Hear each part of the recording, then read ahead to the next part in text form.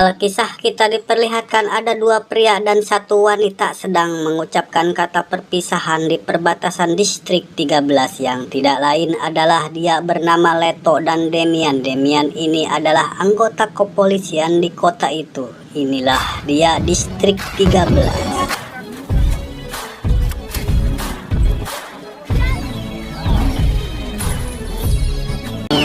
Terlihatlah satu orang pria bernama Leto sedang meledakkan dinding perbatasan menuju ke kota luar. Namun seketika itu juga polisi mengetahuinya hingga terjadilah kejar mengejar dengan teknik parkour yang sangat memanjakan mata memandang.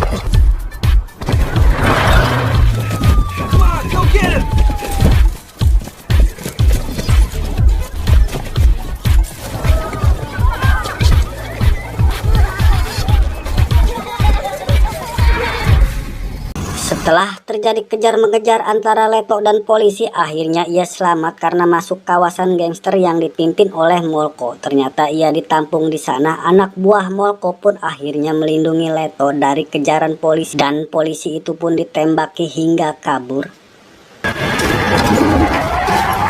Leto pada akhirnya dipanggil oleh pimpinan gangster yang tidak lain adalah Molko. Ia diperingati kalau jangan berbuat ulah lagi. Namun rupanya Leto punya tujuan yang teramat besar, yaitu ingin merubah keadaan distrik 13 menjadi ekosistem yang layak huni tentunya.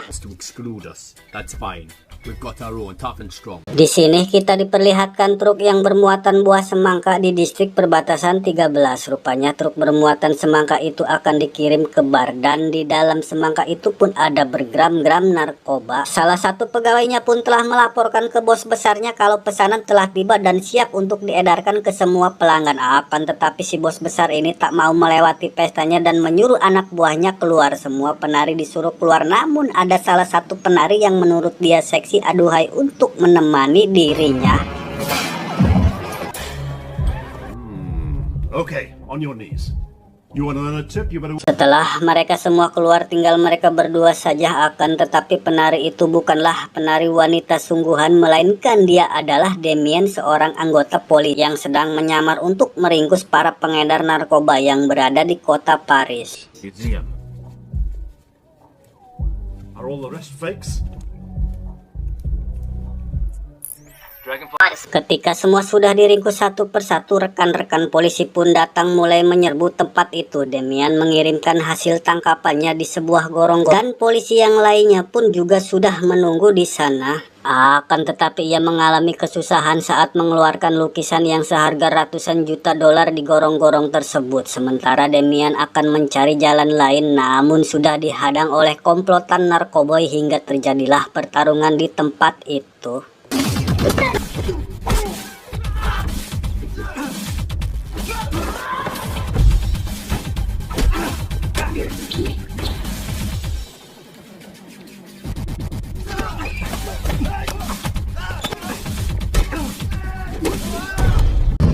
Setelah ia mengalahkan komplotan itu, langsung menuju keluar dan langsung disambut oleh atasannya. Seketika itu juga Demian langsung diantarkannya. Di sisi lain kita diperlihatkan seorang pengusaha yang ingin membangun gedung pencakar langit di kawasan distrik 13. Ia menyuap Walter Gasman, pimpinan DIS. Ia meminta Walter Gasman untuk meluluh ratakan distrik 13 supaya ia bisa melancarkan rencana bisnisnya itu. How long would it take to build a tower like this? Yeah, 8 years.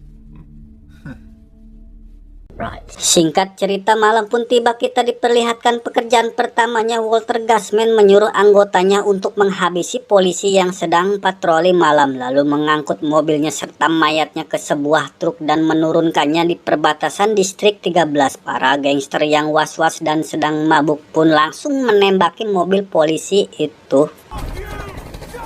Look at those stupid idiots. Sementara dari jarak jauh anak buah Walter merekamnya. Bersamaan dengan itu Leto juga sedang mengawasi dari atas menggunakan teropong dan melihat plat nomor mobil yang merekam kejadian itu. Plat itu bertuliskan Dis adalah anggota di bawah perlindungan presiden. Lalu Walter meneruskan tugasnya dengan menangkap Damian karena Damian adalah satu-satunya polisi yang akan melindungi kawasan distrik 13. Damian yang sedang tidur langsung dibekuk dengan dalih karena telah menyimpan narkoba yang tentu saja itu adalah jebakan.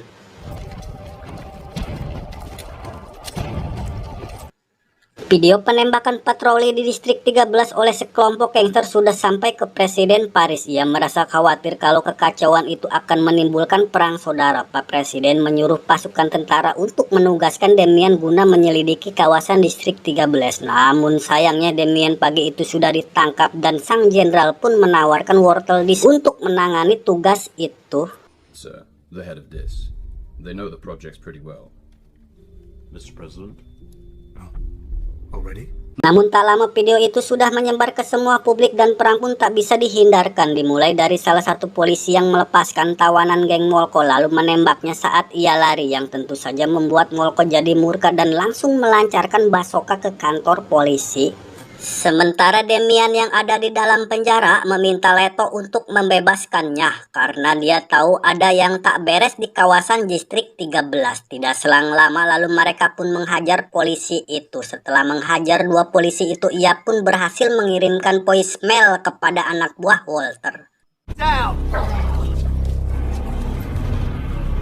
Walter pun mengetahuinya hal tersebut dan langsung menugaskan anak buahnya untuk menangkap orang yang bernama Leto yang berada di distrik 13.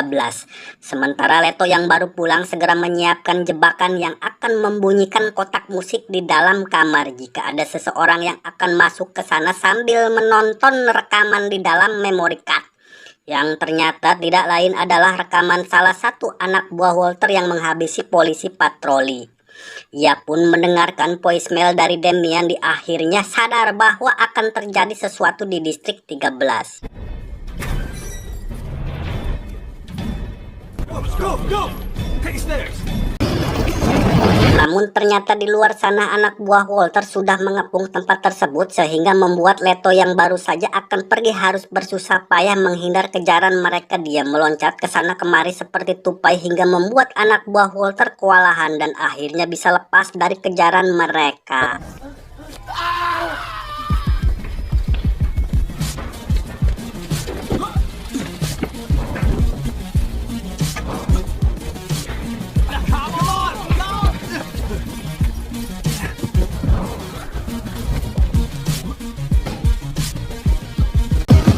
Leto pun segera masuk ke lapas yang menahan Damian dan meminta kepada polisi untuk dimasukkan ke penjara. Namun polisi itu berkata bahwa dia tidak berbuat kesalahan, maka mereka tidak bisa ditahan.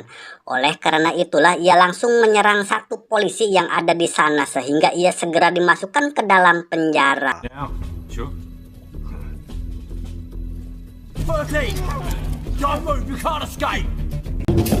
Ternyata Leto hanya menipu polisi yang ada di sana. Ia hanya ingin membebaskan Damian. Setelah berhasil menghajar polisi, akhirnya dua pria ini berhasil lolos. Hey, you're on form. I guess so. This is your shortcut? Leto memberitahukan kepada Damian bahwa distrik 13 sedang dalam bahaya dikarenakan telah difitnah oleh pimpinan DIS. Damian yang mengetahui bahwa kantor Walter ada di gedung itu menyuruh Leto untuk menyusup ke sana dan mengambil harddisk komputernya. Sementara ia sendiri akan mengalihkan perhatian para penjaga, dan setelah Leto berhasil mengambil harddisk milik Walter, mereka berdua segera kabur menggunakan mobil dengan cara menerobos ke dalam gedung tersebut.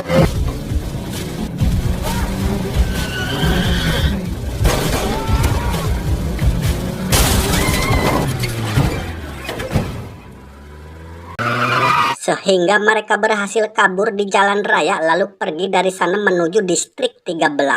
Sesampainya mereka menerobos kerumunan orang-orang yang sedang dievakuasi untuk menemui para ketua geng yang tentu saja akan tetap bertahan di dalam sana dan menolak instruksi dari pemerintah. Leto mengajak Damian untuk menemui pimpinan geng Asia yang ternyata adalah seorang wanita. Leto meminta dia untuk menghack harddisk milik Walter. Setelah berhasil ditemukan, ternyata bikin kaget Leto.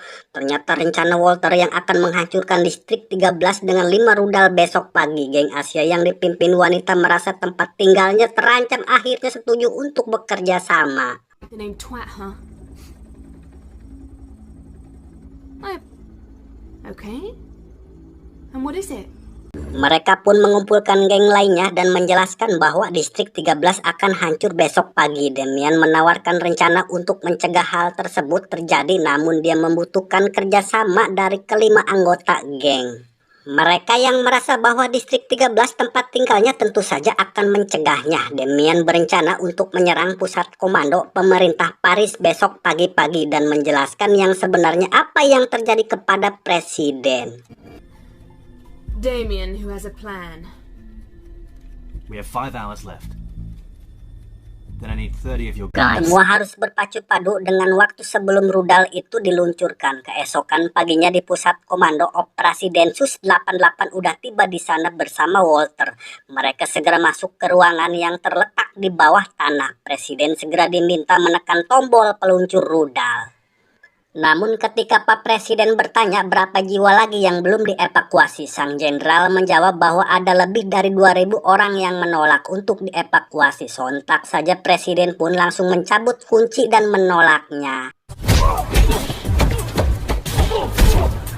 Sementara di luar sana para anggota geng distrik mulai menjalankan tugasnya dengan cara yang cukup barbar, merangsak masuk ke dalam pusat komando.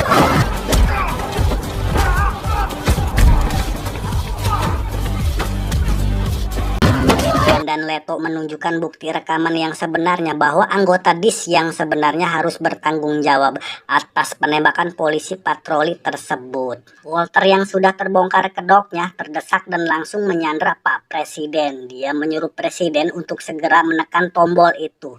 Namun Leto berhasil mengalihkan perhatian Walter sehingga Damian dengan cepat langsung menembaknya. Okay. Drop it now! Thrust it down!